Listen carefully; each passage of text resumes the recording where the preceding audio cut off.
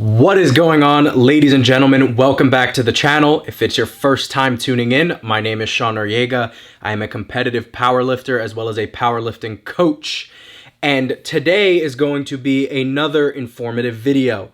For those of you who haven't checked out my last video, go watch it. It is how to train after a month off or more, on the approach to coming back to training after being quarantined and not having access to equipment. I really want to thank all of you guys who have watched it, who have liked it, who have subscribed, who have shared it. It was incredibly well received, and I am very thankful for you guys, and I'm super excited to see the results that you guys have when you go back to training with a very structured and methodical approach. Today's video is about tapering, and specifically tapering for a powerlifting competition. So going into today's video, what we're going to talk about is what is a taper. Why do we use a taper? We're also going to talk about the differences between a taper, a deload, a peak, all terms that people tend to use interchangeably that all have very different meanings.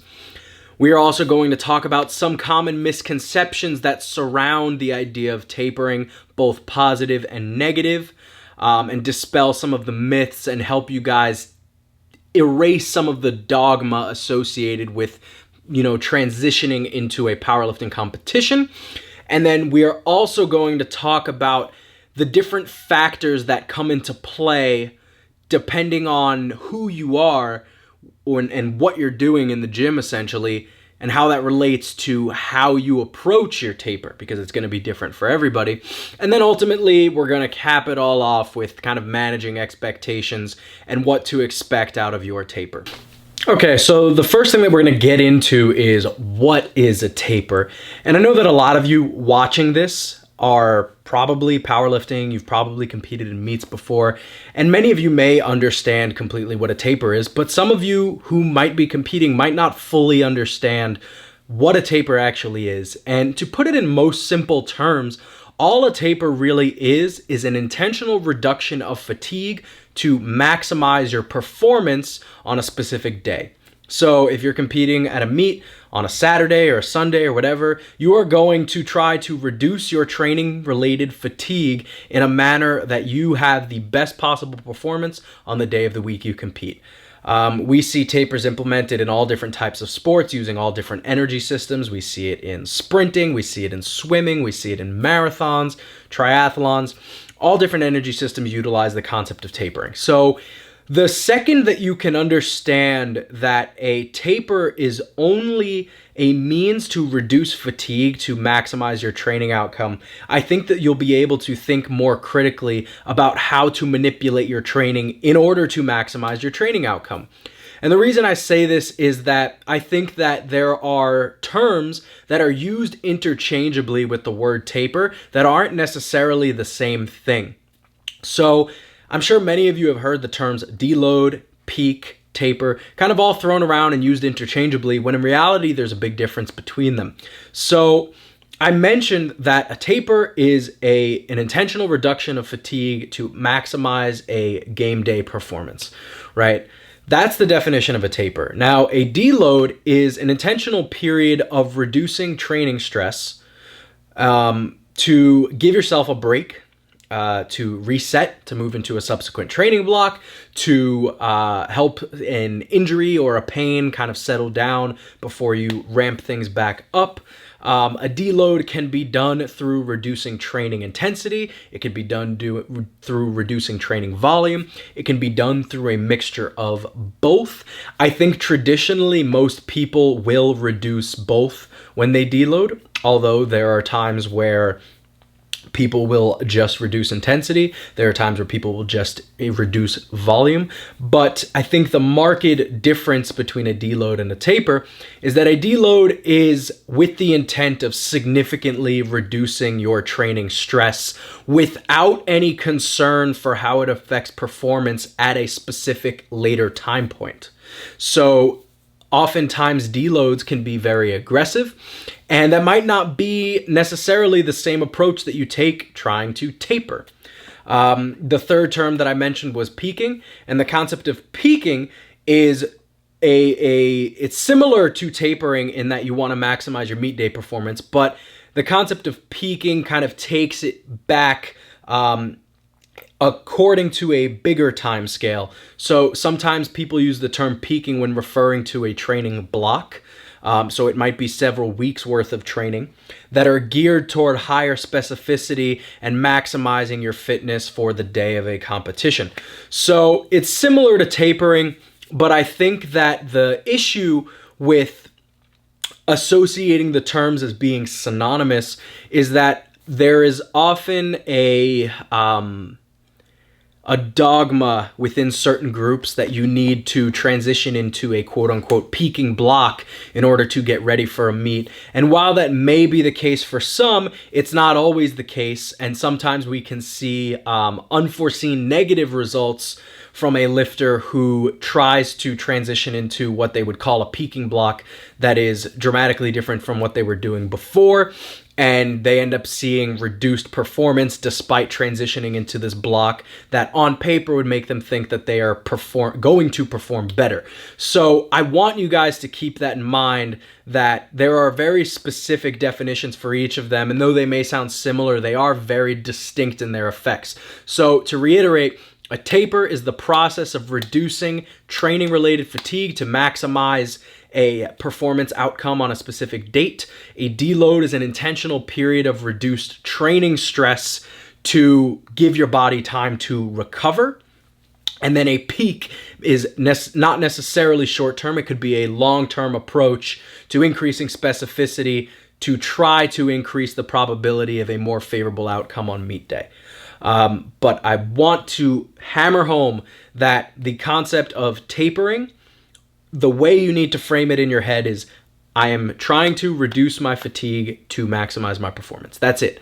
That's all I want you to think about, because if you can frame it that way, you will understand why there are so many different ways that people taper and why falling into the dogma of a specific way to do it could be holding you back from having your best meet day performance.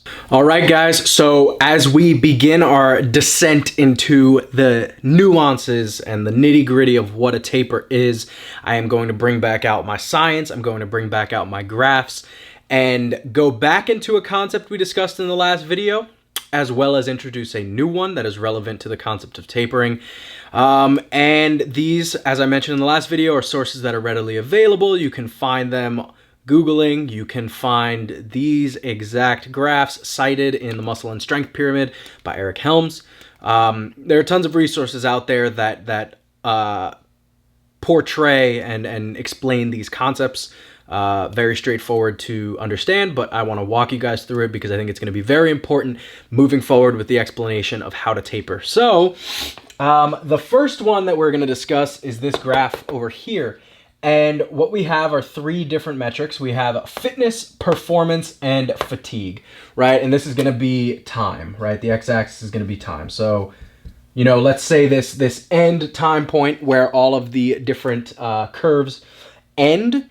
That is going to be your meet day, okay? So we have fatigue, right, which is going to be this systemic stress that we accumulate as a result of training. We have our performance, which is going to be, you know, how well we execute each lift from a force production standpoint, right? Like we would have a baseline, we have a point where training reduces performance-wise, and then we would have a point where we would hope is our, you know, our maximum, our best case scenario, which would hopefully line up with the day of the week we compete. And then we also have our fitness, which is essentially our work capacity, our ability to handle and recover from training stress. So what we have here in terms of explaining the relationship between things is that as we are able to accumulate more work, right, we are able to increase our fitness, but it comes at a certain cost, as we discussed in the last video, where if we are accumulating too much training stress, we are doing too much volume, or just as we accumulate volume in general, there is going to be fatigue associated with that. And the relationship between fatigue and performance is that sometimes too much training fatigue can have a negative effect on your performance, sometimes a severe one.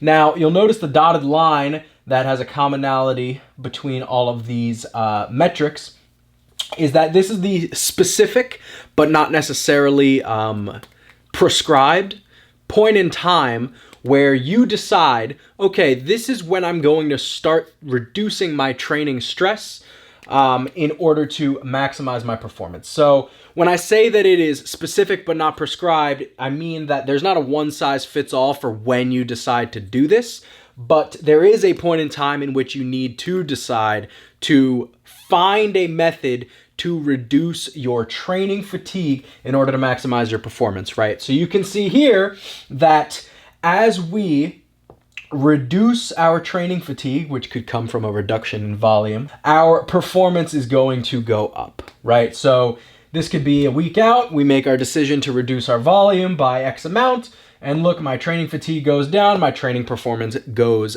up, right? This is the scenario in which we implement a taper going into a powerlifting competition, and then at that end point, right, that final time point, which would be the day of the meet, we have our best performance, ideally, of the entire training block. Now, we have to also make our way over to the graph that represents the relationship between progress and volume. I'm going to come over here and explain this. So we went over this in the last video, and I want to make some corrections to what I said last time and also bring some new insight to this. So we established earlier on that volume is necessary in order to make progress. So we can view this graph from the lens or the scope of a training week, right? This is like the weekly training volume, okay? And at first, if we don't have enough stimulus, we are not going to see much progress. But as we make our way up the graph, we are going to see increased progress. And the maximum on the graph is going to be that point at which we maximize the rate of progress. Okay, the one amendment I want to make to my last video is what I called the concept of MRV, or maximum recoverable volume.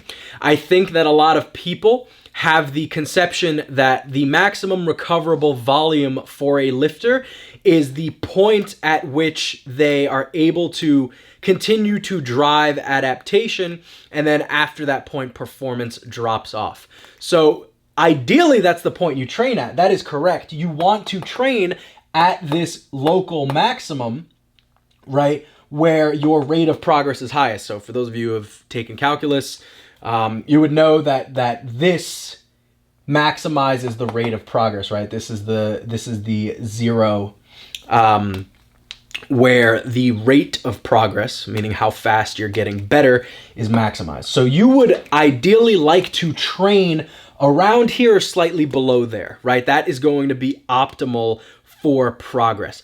But that is not your MRV, okay? Your MRV truly is going to be the point at which you pass the x-axis. This is the point at which you will make negative progress training with that much volume.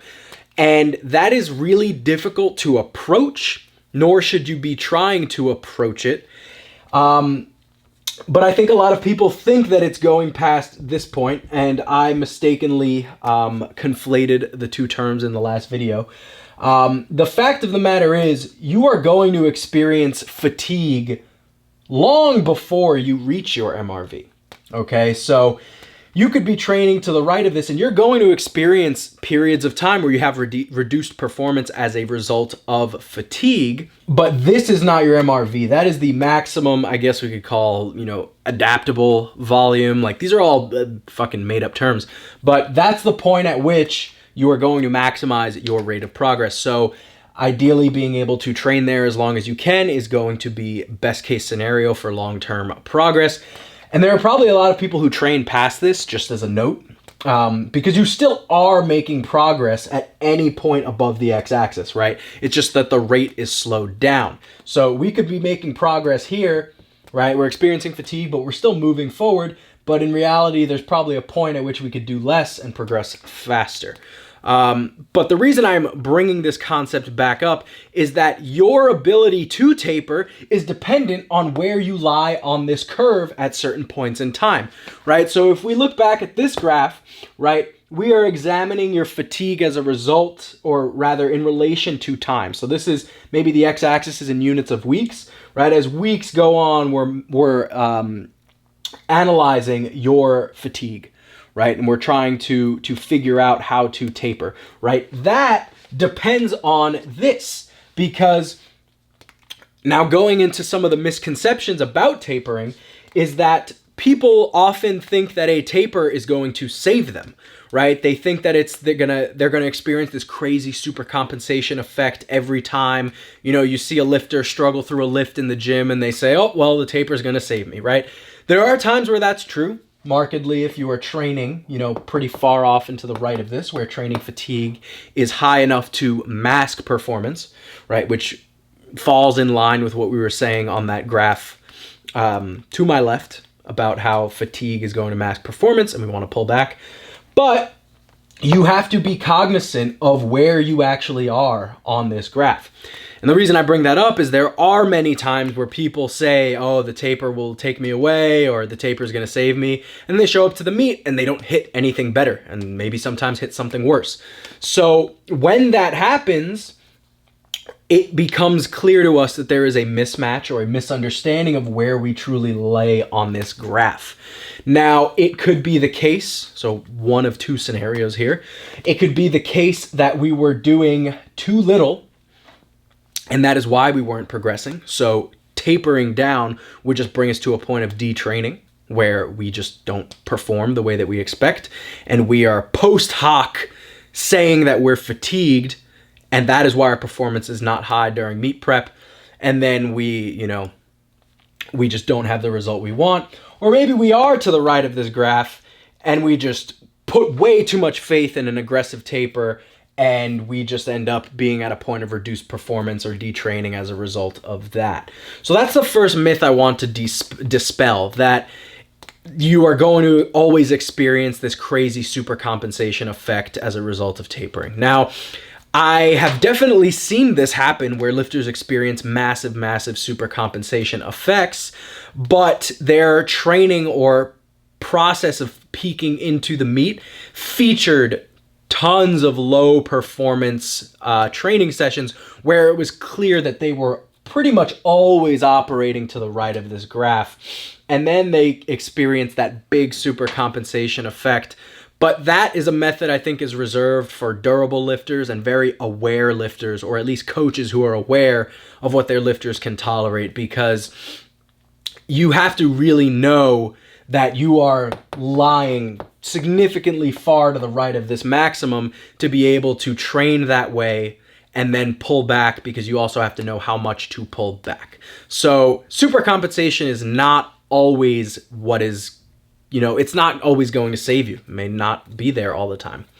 The second misconception that I want to bring to everybody's attention is that you need to rest like crazy to taper. That you really need to make sure that you're not deadlifting for a week, or that you need to, not squat heavy the week of, and you can't bench the day before. There's all these different dogmatic type rules that people come up with for what a taper needs to be. And I think that oftentimes, more so on the untested side of powerlifting, we see these overly aggressive styles of tapering where a lifter feels really fresh and they end up just feeling not strong. They feel fresh, but they're not strong, and you wonder why that happens, right? You took your week off of squatting, your body feels good, you're no longer achy, whatever, right? There's a clear what the fuck happened moment for this lifter. And the reason that happens, right? So now we took it from one side of the spectrum, right? Where we had this idea that this super compensation effect was going to save me when I was doing too much. Now we bring it over the side where we just do too little. Let's revisit this graph again, right? So the fact of the matter is that in your training cycle, right?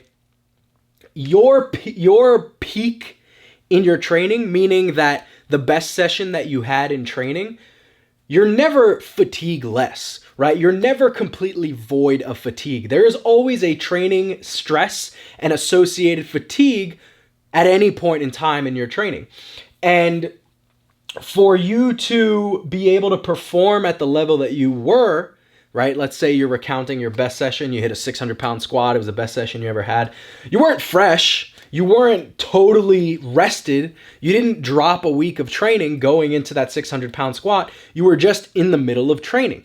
And chances are you were like somewhere over here where you were adapting to your training, right? The training, the microcycle, was driving adaptation for you to be able to be stronger. So if you lay to the left of this peak or slightly at it, right, you might have been at your peak, right? Like you might have been the most adapted, the strongest you've ever been, and then you pull back and then things didn't show up because you came in flat, because you reduced things so much, right, that you pulled yourself way down to a level of detraining and lack of fatigue that didn't match what was present in your most adaptive state, right? So this is another thing to consider very heavily. It's like, it's not always the case that, you're going to have more on meet day per se, right? It definitely could be, and we're going to go into the ways to maximize,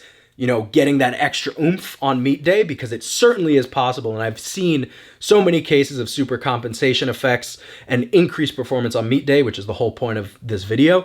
But there are tons of lifters who you see having fantastic sessions during their meet prep, and they assume that there's going to be this extra oomph, this extra power that they get on meet day, and it never really pans out. And most of the time, it's probably because the way that their training is set up, they are at this slightly under what they can handle without getting excessively fatigued.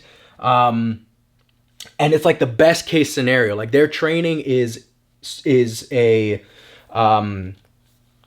their training stress is just in the perfect scenario where it's driving adaptation, and they are like the strongest they could possibly be because of their current training, right? And not necessarily their, taper week training. I see it all the time where lifters end up actually being stronger during their training, and then the taper that they implement just ruins that. So those are two misconceptions I wanted to go over. Now what we're going to talk about are some of the factors that come into play with what you should be trying to do when you taper, right? Like what the taper depends on and stuff like that. So let's get into that. One more misconception that I wanted to bring up when it relates to tapering is the concept of peaking that I mentioned earlier, where lifters have, and I'm sure you have seen this on social media or maybe experienced this yourself, where a lifter posts, oh, I just hit this PR in the middle of a volume block, right? Like, oh, when my peaking block comes around, things are going to go great, right? And it's not always the case that that's true. And it all goes back to what I mentioned before on how well you are adapting, how good is your program at yielding adaptations, right? It is incredibly, incredibly common for lifters to PR during a volume block. And it's incredibly common for a lifter to PR a 1 rep max coming out of a volume block, right? And I think that being so dogmatic and holding on to the idea that we need to shift into this like high intensity peaking block can often, you're trying to fix what's not broken, right? You have a winning formula in what you're doing, and then you transition down into this super low rep, what you think is more hyper specific, and sometimes the results are just negative. I've seen it plenty of times with myself. I've seen it with other lifters, for example, where their deadlift training is set up in a way where they maybe have a single and then they have high rep work on mid to high rep work on both of their deadlift days. And then they transition into this lower volume, higher intensity training block where, 9s become 5s and 4s become 3s. And it's not just even haphazardly. You can try to equate volume. You literally equate your training stress from a mathematical standpoint, and you still see reduced performance. And why this happens, I think we have to examine training as a whole. I don't think that we can look at every lift in isolation and say, well, oh, I'm doing this many pounds a week of deadlift volume, so this should be the same as when I was doing it, but I was doing it with different rep ranges, right? Like, to equate volume by bringing the rep ranges down, right, we would have to increase the number of sets. And then just by consequence of bringing the rep ranges down, we're also increasing the intensity, right? And maybe in a vacuum, or maybe if you're like a single lifter, right? Like if you are a deadlift only guy and you don't have to worry about squatting and benching, maybe this approach works, right? Maybe you can shift into that high intensity block and see crazy deadlift progress, but you need to take into account the fact that you are still squatting with considerable volume and there's interference between those lifts, right? So like I mentioned, there are those lifters who will shift into like their peaking block and they think that they're going to respond more positively because their training is more competition specific and it ends up just dropping off like crazy. So to reiterate, these dogmas that you shouldn't hold on to are the idea that, you know, every time the taper is going to save you, right? Super compensation is not always a thing just because you're training for, you know, your coach says that you're training for a meet and then we're going to taper, right? It's dependent on this, it's dependent on this. And then same deal where your training could be going really well and you think that the taper is going to give you the extra oomph and it ends up just dropping you off dramatically. You know, if you have a winning formula, stick with the winning formula. Sometimes it is the case that, you know, you can periodize more block periodization, like where you can transition into that high intensity block and see a positive response, but just don't be dogmatic with it, right? Like if you're a lifter who does tens and gets stronger at their 1 rep max, like do tens. Right? Your taper, which I'm going to explain going forward, is very individual, right? There are tons of factors that play a role, but it is very individual and it all comes down to how you respond to volume, how you respond to intensity, and what your baseline is in terms of volume, intensity, frequency, and all that stuff. So I know this was a lot. Replay it if you have to, but I really wanted to revisit that last point because I don't like seeing people run the same concepts over again and then get disappointed every time. And they don't, you know, they think that it might be the way that they ate on the day or their weight cut or, you know, the platform. Like there are all different things that they turn to except their approach to things, right? And oftentimes it is these relationships that we're talking about that we are so, you know, hooked on the idea that, oh, I'm tapering for a meet, so rep ranges need to be in this range and this is the way that I need to taper. I need to rest for a certain amount of time. Like, no, none of that is true, right? We're past those early 2000s, late 1990s phase of taking a week off before you compete, right? There's so much more nuance to it, and I'm going to get into all the factors that influence how we taper. Okay guys, so I wrote down a list of 7 factors that are going to influence how you taper for a powerlifting competition. And we already kind of touched on a couple of them, notably being your volume and your frequency. So the thing that drives me crazy is when there's a lifter, notably an elite level lifter, training the week of a meet and maybe training kind of heavy the week of a meet. And they comment like, shouldn't you be resting? And the first point that I want to make is that your taper is relative. Your taper is relative to your volume demands. Your taper is relative to your volume demands. Your taper is relative to your volume demands, okay? And what that means is that the amount of rest or the lack of work that a 120 plus lifter who squats once a week doesn't match a 66 kilo squatter who squats 3 days a week, right? There is going to be an extreme difference in how much less or how much less they do or how much more they rest the week of the meet, and that's dependent on 1 and 2. It's dependent on their volume, it's dependent on their frequency, okay? So from the volume side of things, right, for a lifter who squats maybe 3 days a week, they might taper 50% of their volume. Now, if they're tapering off 50% of their volume, that probably still means that they have at least 1 day of working sets the week of a meet. And it might mean that they're squatting twice the week of their meet, right? they're just doing a certain percentage less. And this is at the discretion of the coach, who is going to be, interpreting the data that they got from the lifter's training in terms of figuring out exactly how much volume to pull back. But the volume and frequency are going to very heavily dictate how much you actually taper, right? Because if you're doing, I'll use myself as an example because it's a very extreme example. For my bench press, in meet preps, I'll bench 6 days a week. In total, I'm probably doing 30 to 35 sets of bench pressing a week. For me to taper, the first half of my week, my volume stays almost the same. And then the second half of the week, I slash it in half, right? So that probably means from a volume standpoint, right, I'm still doing 15 sets of bench a week, right? I'm still doing 15 sets of bench the week of that meet. And to most people, that might be the maximum amount of volume they ever do in a week. But for me, in order to drop off that training stress and that fatigue, 15 sets is where I need to be to drop that training stress off to maximize my performance. If I were to drop too much lower, right? If I drop down to maybe only benching one time the week of the meet, I might detrain because the amount of volume I'm doing during that taper week relative to how much I actually train with is way too low.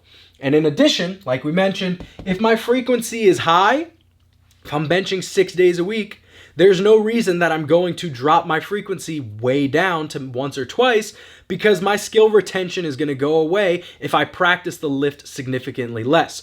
The way that you need to think about it is even though your week is a microcycle, right? My bench is essentially going through like 2 microcycles relative to like the squat and a deadlift within a week because I'm just doing like double or even triple the volume for that lift. So that's what you need to keep in mind. Your frequency and your volume are totally relative when it comes to a taper. It's relative to what your current demands are. The next few are general rules of thumb. So it's not necessarily the case that you have to do things a certain way.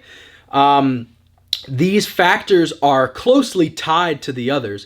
And what I mean by that is the reason that these tapers or these general guidelines for tapering based on these factors, they are as a result of things related to volume and frequency. And I'll kind of explain what I mean. So gender. In general, women do not need as much of a taper as men. Okay, men usually need more rest, more of a volume reduction going into a meet than women do, right? And what I meant before about this being tied closely to other variables is that women tend to just be more receptive of everything. They tend to be more receptive of volume. They tend to be more receptive of intensity. And that's the reason that this is a general guideline where like women do not need to taper massively the week of a meet. So they might not need to pull volume back the week before the meet. The week before the meet, their training volume could be the highest it has ever been that entire prep. And it is also possible they don't need to really taper the week of the meet at all. It's not, the general across the board rule.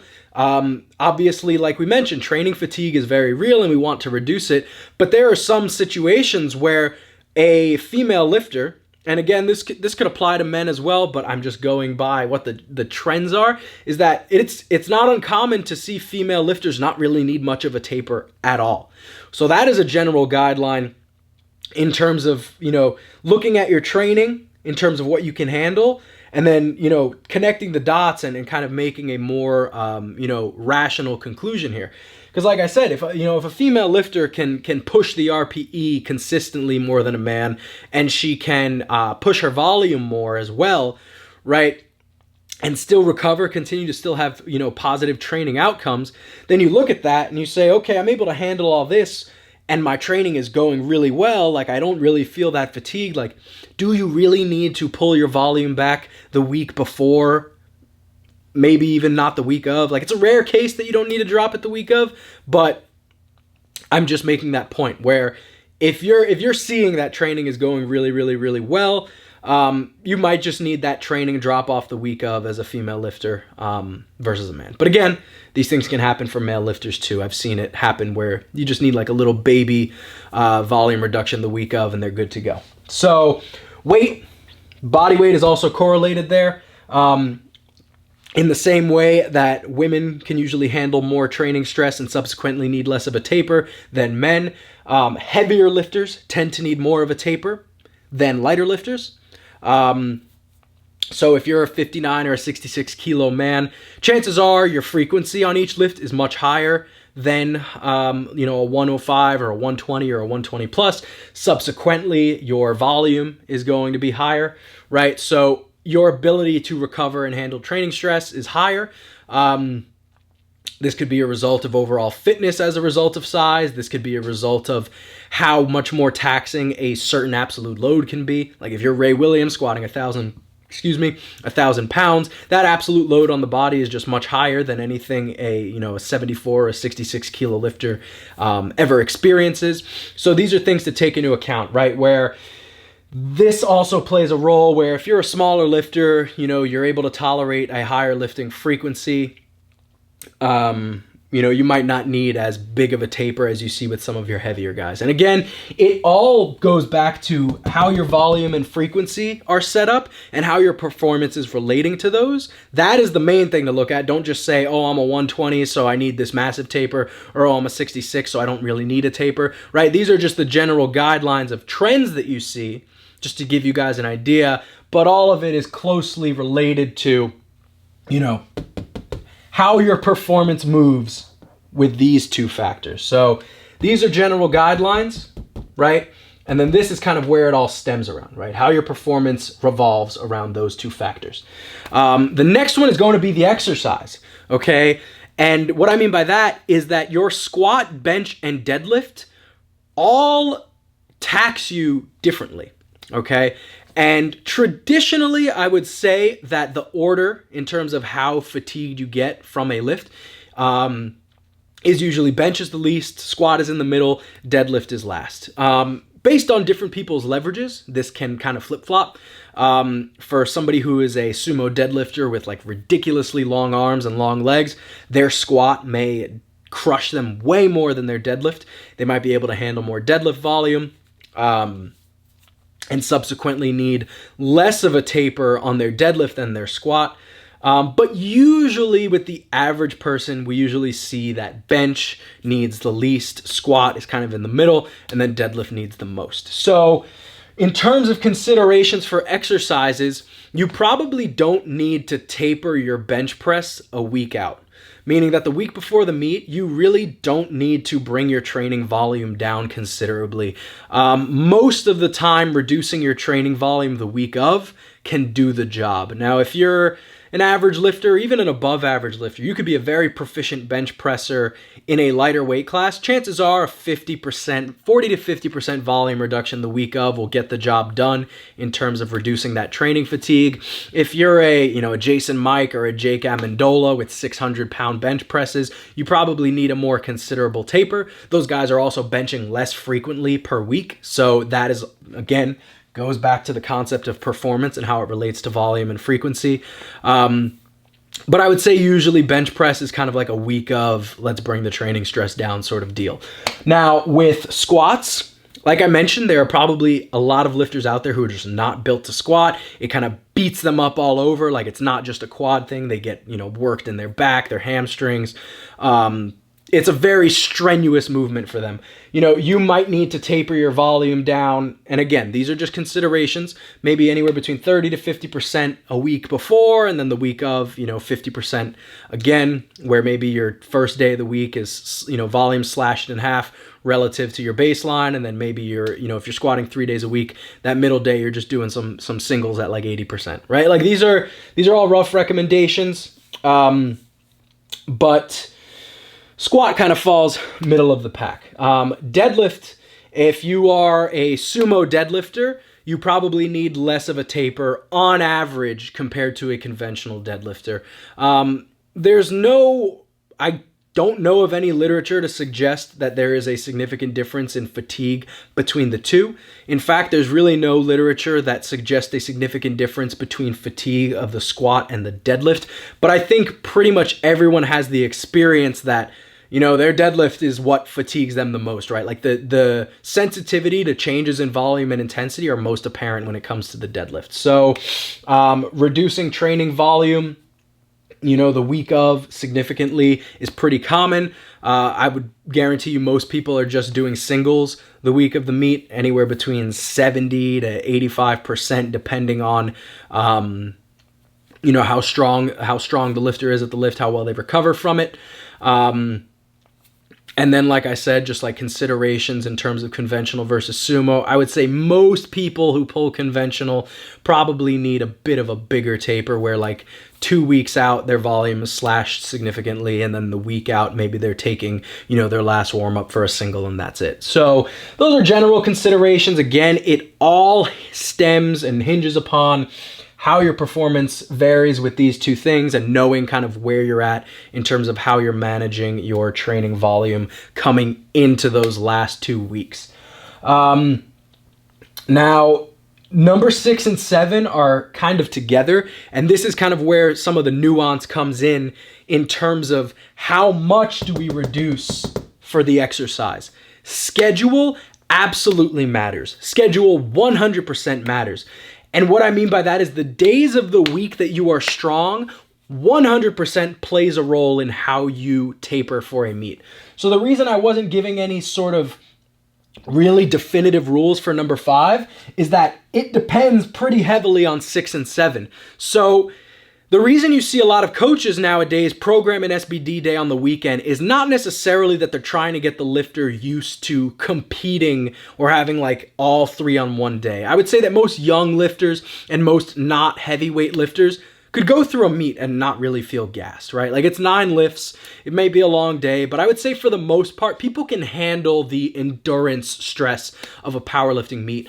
I think the main reason that we are going to be programming you these days is that we want predictability of performance, right? If you're competing on a Saturday and I can write your training in such a way that all 3 of them are strong on a Saturday, your predictability of a good day goes up dramatically. Because if you have singles on all 3 and you're the strongest on all 3 on that day of the week, oh my God, it is so much easier to taper you. Right? And it's not always the case that works out, but if it does, that influences how much we reduce for number 5. Because let's use an example here. Let's say my squat is the strongest it ever is on Saturdays. Like, my coach is upping my volume, but goddamn, like, my Saturdays feel fucking phenomenal. And I compete on a Saturday, right? My singles on Saturday are amazing. I'm PRing, training-wise going into the meet. And now we're at a crossroads. Like, do I taper aggressively or do I taper more moderately?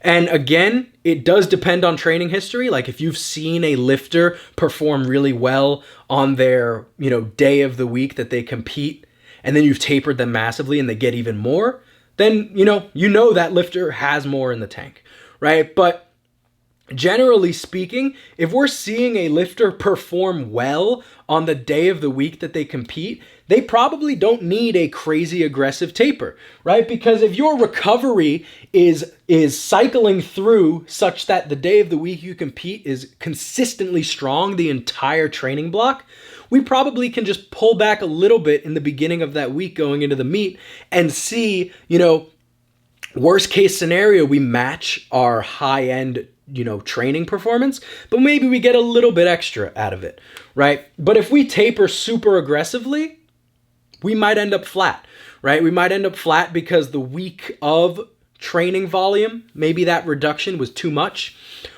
And maybe even worse, we throw off the cycle of recovery, right? Like, if you think about it as, okay, I squat, Wednesday and Saturday, and my Wednesday is super weak, but my Saturday is super strong. Like, we could taper enough that, our bodies don't necessarily know like which day of the week we're doing each lift. It's just a continuous time thing. So if we taper so much and overdo the taper, right? Like, we could end up feeling like Wednesday on Saturday, and that would not be ideal, right? So your schedule 100% matters, okay?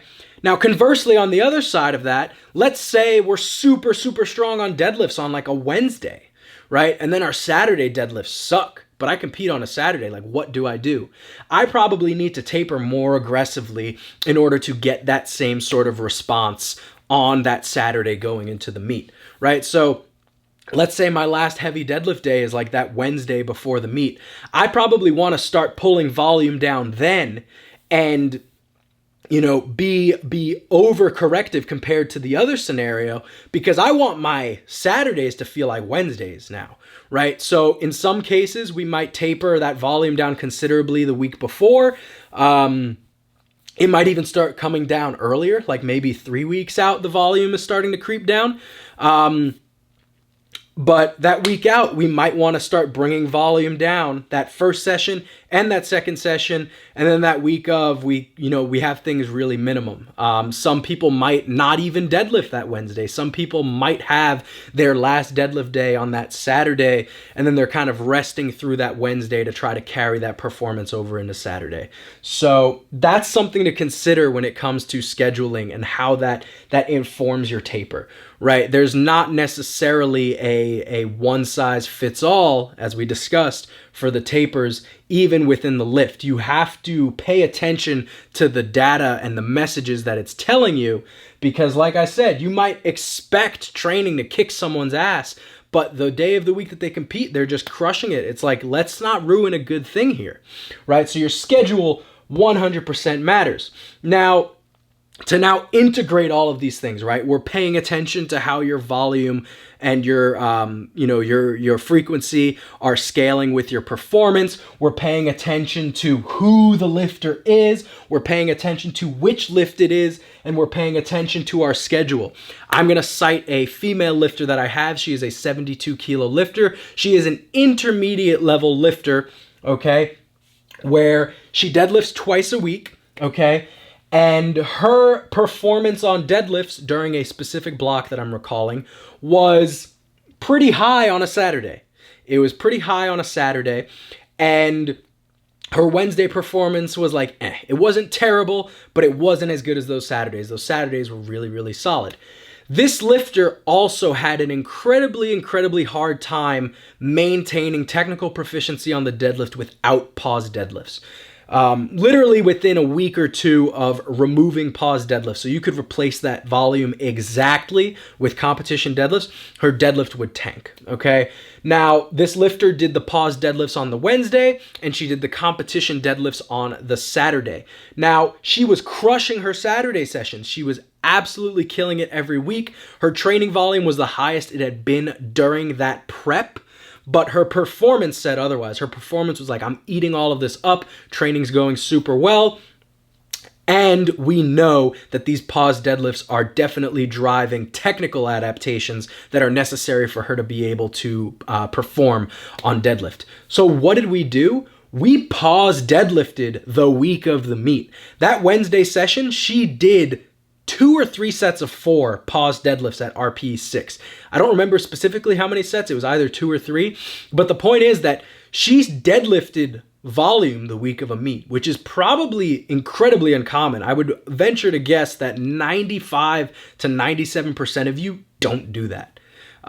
It's just very uncommon. But this just reinforces the idea that it has to be individualized, and you have to pay attention to the data and all of these factors and how they interact with each other, right? Because her schedule dictated that Saturdays were just strong, in and out, week in, week out. Her Saturdays were strong. We also knew exercise-wise, her deadlift tanked without that pause deadlift work in. We know that her volume and frequency, she was responding incredibly well, getting stronger every week, despite the volume being at a peak for what, or relative to what she had done in the past. And we just know that, probably her gender, right, being a female lifter, probably played a role in how she was able to handle that volume and intensity together. So we made a decision that was specific to her exercise needs, that was specific and individualized based on her volume needs, right? We brought that volume down for her deadlift, but we still did pause work the week of the meet, right? We reinforced those technical cues that are so key for making sure her performance on that Saturday was solid. And going back in time to that week before, we didn't really bring volume down, right? The week of, the only change to weekly stress that we made throughout the entire course of the prep, or rather through the later stages of the prep, was that the one session before the meet, we just cut volume in half. That was the only change.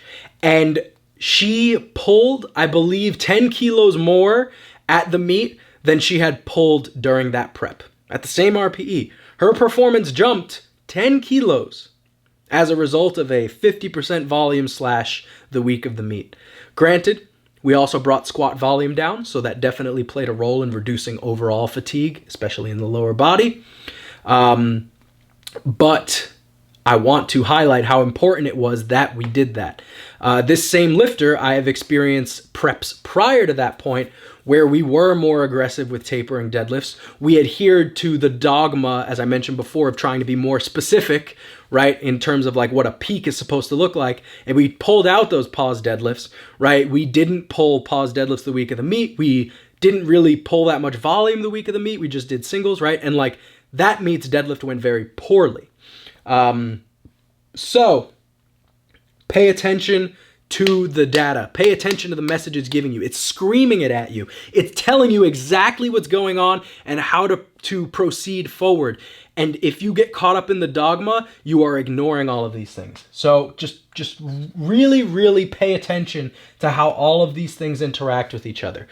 Your performance needs to be tracked as a result of volume and frequency. I think most of you know that, but really pay attention to that, right? Pay attention to whether or not your performance is going well and your training volume is less than it has been in the past, more than it has been, right? You need to inform yourself on where you are on that progress volume curve, right? You want to make sure that when you taper, you're actually getting a taper effect, right? Pay attention to how well this lifter eats up volume or whether they don't eat up volume. That's going to influence how much or how little of a taper you give, right? The exercise, it's going to be different for each lift. Don't just slash volume 50% across the board for each lift. It doesn't make sense.